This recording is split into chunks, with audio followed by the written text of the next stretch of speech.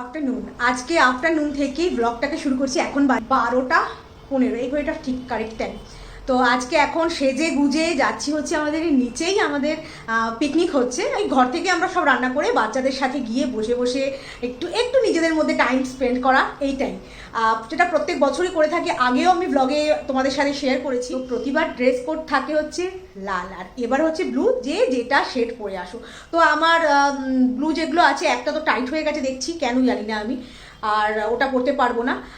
আর একটা হচ্ছে তোমার চিকন কারি আছে যেটা, সেটাও পরতে পারবো না কারণ ঠান্ডা, নিচে প্রচণ্ড ঠান্ডা।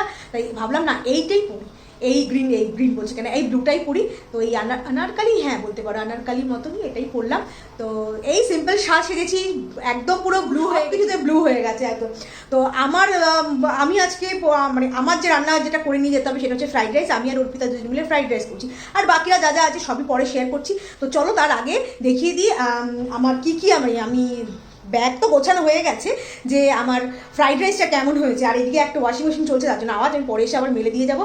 আর দাঁড়াও, আর এদিকে হচ্ছে এই যে পুরো ওয়াশিং মেশিন পুরো কাঁচা হয়ে গেছে সকালবেলা, আর একটা চলছে। আর দেখাচ্ছি তোমাদের যে কীরকম আমার ফ্রাইড রাইস হয়েছে। গুছিয়ে নিয়েছি, তাহলে এই যে এই ব্যাগটাতেই গুছিয়ে নিয়েছি।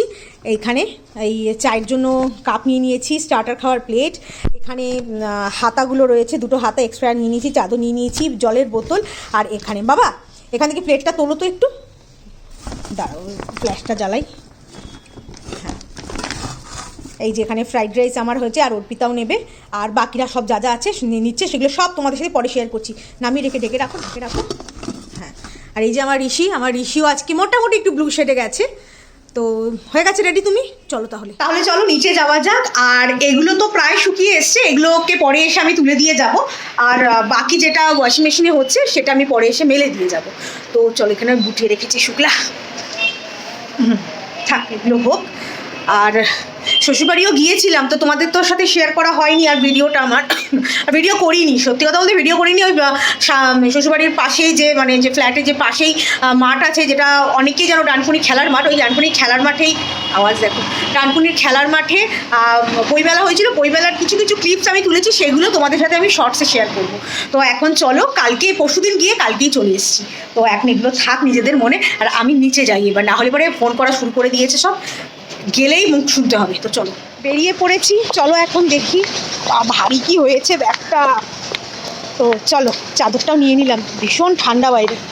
সবাই এখনো আসেনি, এরা সব এসছে, এই কজনই এসছে, এখনো বাকি আছে। জ্যোতি বাকি আছে, জ্যোতি থাকে না, হ্যাঁ অনেক দূরে থাকে, হ্যাঁ এই যে সব ব্লু আছি আমরা, ব্লু এর শেডেই সবাই আছে, সব ব্লু।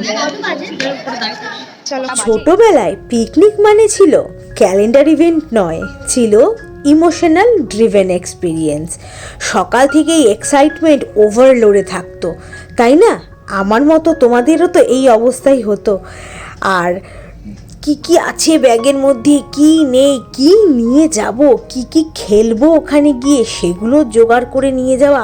তারপর শুরু হতো বাসে কে জানলার ধারে বসবে, সেই নিয়ে তো তুমুল যুদ্ধ, ঝামেলা, ঝগড়াঝাটি। কিন্তু তবুও পিকনিকে যেতে হবে, আর এক রকমের গান সবাই চিৎকার করে করে গাওয়া, মানে মজাই আলাদা। তখন আমাদের দিনে তো মোবাইল ছিল না, ওয়াইফাইও ছিল না, তবুও কানেকশন ফুল সিগন্যাল ছিল, কারণ তখন প্রেজেন্স ছিল প্রায়োরিটি, নট নোটিফিকেশনস। তারপর পিকনিক স্পটে পৌঁছেই শুরু হতো দৌড়োদৌড়ি, লুকোচুরি, ব্যাডমিন্টন খেলা, কত কিছু। আর এনার্জি লেভেল স্কাই হাই ছিল। জামা কাপড় ময়লা, হু কেয়ার্স, তখন ক্লিন লুক না, হ্যাপি মেসি ছিল ট্রেন্ড। আর সন্ধেবেলায় ফেরার পথে শরীর তো একদম ক্লান্ত হয়ে যেত, কিন্তু মনটা কিন্তু আনন্দে ভরা ছিল। আজ সব আছে, তাই না? কমফোর্ট, ক্যামেরা, কনভেনিয়েন্স, সব কিছুই আছে এখন। কিন্তু সেই ছোটবেলার পিকনিক শেখায় একটা টাইমলেস ট্রুথ: আনন্দ বড় কিছু না, একসাথে থাকা সেটাই আসল লাক্সারি। খুব ইমোশনাল হয়ে গেলাম, থাক এখন আর ইমোশনাল হয়ে কোনো কাজ নেই, এখন মজা করব। এই যে পিকনিকে তো চলে এসেছি, পিকনিক আমাদের সোসাইটির মধ্যেই হচ্ছে, তো পিকনিক বলবো না পটলাক বলবো সেটা এখন বলতে পারছি না, থাক পিকনিকই বলি, বছরের শেষ দিন তাই পিকনিকই বলি। তাই বাড়ি থেকেই সবাই মোটামুটি সব রান্নাবান্না করে এনেছিলাম, সেটা নিয়েই এখন সব খাওয়া দাওয়া শুরু হয়ে গেছে, একদম মজা হই হুল্লোড় আনন্দ সব কিছুই চলছে। তো ছোটবেলার বন্ধুরা না থাকুক, আমার এখন বড়বেলার বন্ধুরা তো রয়েছে না, বন্ধু হলেই হলো। তো এই যে এখন চা খাওয়া চলছে আর চিকেন পকোড়া খাওয়া চলছে, আর মজা ইয়ার্কি সব কিছু, আর কেকও খাওয়া হয়ে গেল আমাদের। পিকনিক স্পটে গিয়ে সবাই একসাথে সব কিছু জোগাড় করে রান্না করা, এটাকে না একটা পিকনিক ফিলিংস আসে। তো কিছু করার নেই, যেরকম যখন যেরকম তখন তো সেরকমই করতে হবে। এই বাড়িতে আসলাম, এখন এই জামা কাপড়গুলোকে তুলে নেবো, এগুলোকে তুলে নিয়ে শুকিয়ে গেছে সব, তুলে নিয়ে বাকি যেগুলো আছে সোয়েটার ফেটার যেগুলো কাচতে গেছি ওগুলোকে এখন তুলে নেবো। আর জানো আমাদের কী হয়েছে, আমি যখন বেরোচ্ছি তোমাদের আর দেখানো হয়নি, আমি দেখাচ্ছি, দাঁড়াও আগে দেখিয়ে তারপরে এগুলো করবো। কালকে রাতে কড়কড় করে শব্দ কী হয়েছে বুঝতে পারলাম না, আজকে যখন বেরোচ্ছি তখন দেখছি যে আমাদের মানে ঘরের সামনেটায় ওই জায়গাটাতে টাইলসগুলো সব উঠে গেছে, ফটফট করে আওয়াজ করে সব ফেটে গেছে আর উঠে গেছে, মানে কিছুটা জায়গা। তো ওই জায়গাটা এখন ফাঁকা রয়েছে, দাঁড়াও দেখাচ্ছি তোমাদের। মানে আমার একবার রান্নাঘরে হয়েছিল, জানি আমি, সে পুরো টাইলস একদম মানে ফুলে উঠতে উঠতে চচ্চা করে ভেঙে গেল, আর এখানে খুব জোরে জোরে আওয়াজ হয়েছে। দাঁড়াও দেখাচ্ছি টাইলসগুলোর কী অবস্থা। দাঁড়াও, সামনেগুলো কীরকম ফেটে গেছে, এই দেখো, এই যে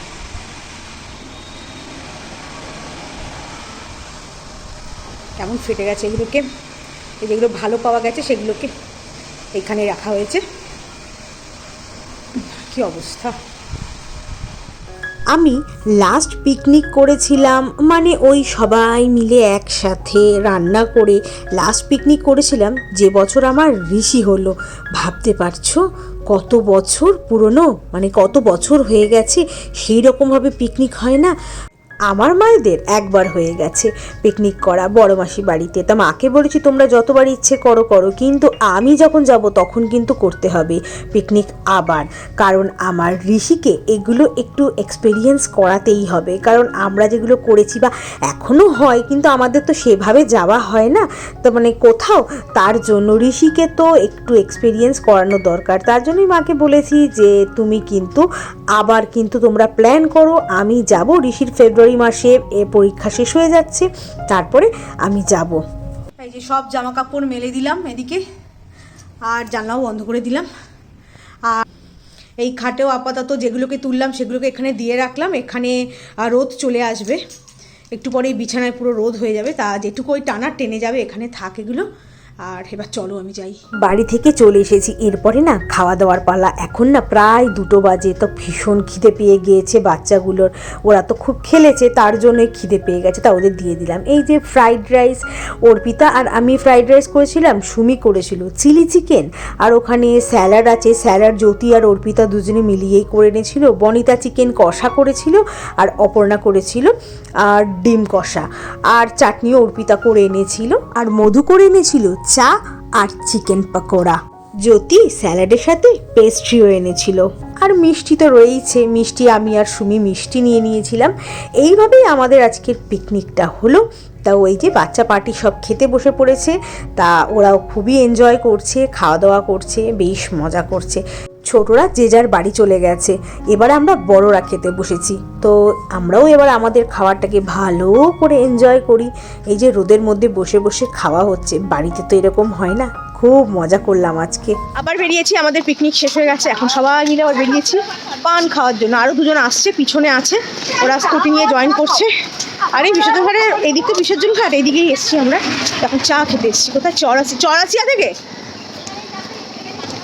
মামা ভাগ্নে এখান থেকেই এখন এই পান খাবো, পান খেয়ে বাড়ি যাবো। ঋষি পড়তে চলে যাবে একটু পরেই।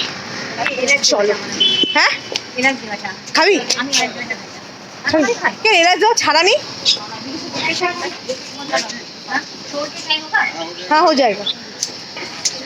হ্যাঁ পান না, চা খাবো এই এখান থেকে মামা ভাগ্নে। চাটাও বেশ ভালো ছিল, আর এলাচ দেওয়া চা ছিল, আমরা এলাচ দেওয়া নিইনি, আমরা শুধু আদ্রকওয়ালি চায় তাও কুল্লারের মধ্যে। এই যে চায়ের কাপ নিয়ে পোজ দিচ্ছি আমরা সবাই মিলে।